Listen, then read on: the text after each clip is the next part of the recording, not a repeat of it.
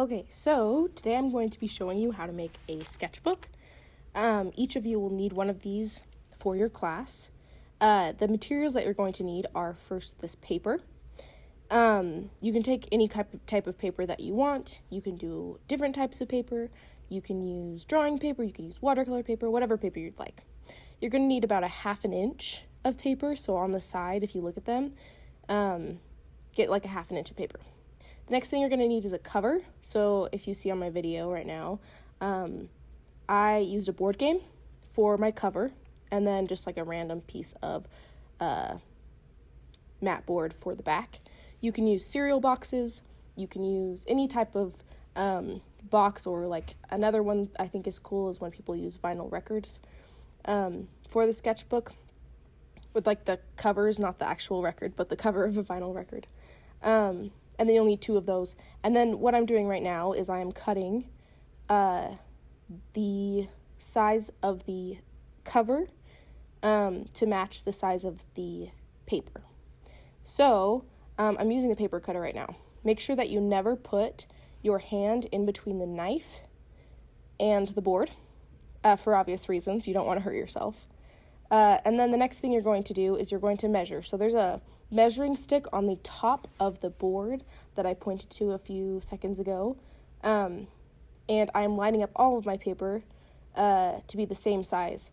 The other thing is there on the side of the board, there are those lines, and you want to line those up with your paper as well. You don't ever want to cut more than 5 sheets of paper at a time because the paper cutter can't handle that. So you want to make sure that you're only cutting about 5 sheets of paper at a time. Also, just make sure that your paper is lined up when you're cutting it. You can double check it to make sure.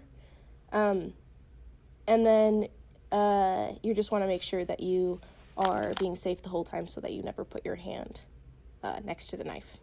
I usually put my paper on the side, or my hand on the side of the paper while I'm cutting, but never with my fingers even close to the blade. And then you're just going to pull down onto that blade, onto the paper so that it cuts.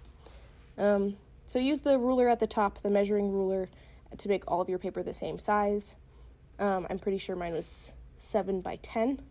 And so I'm cutting all of the paper and the cover and the back as 7 by 10, so that they're all the same size. So if you see, I've sectioned off my paper into sets of 5, anywhere from like 3 to 5 sheets at a time, so I can cut each of them as the same size.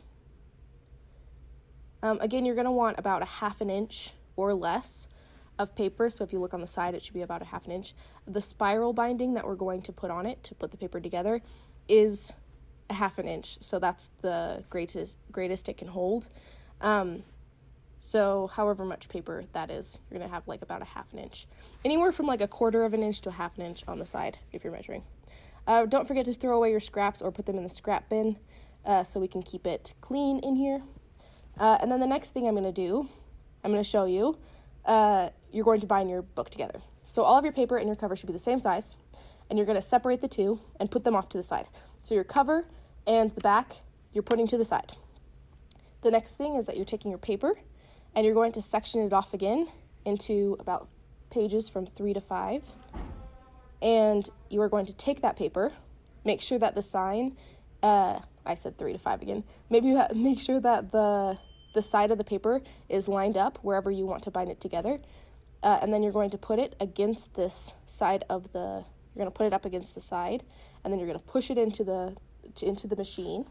And then you're going to pull down on the lever that's closest towards you. There are 2 levers. The one that's closest to you cuts the holes. You're going to do this with each section of your paper. So I'm getting another section of like 3 to 5 sheets. I'm putting it in, putting it up against the side on the left, and then pushing it all the way in, and then it cuts the holes, and then I'm lining it up against the paper, the stack of paper, so that all of the holes are going together.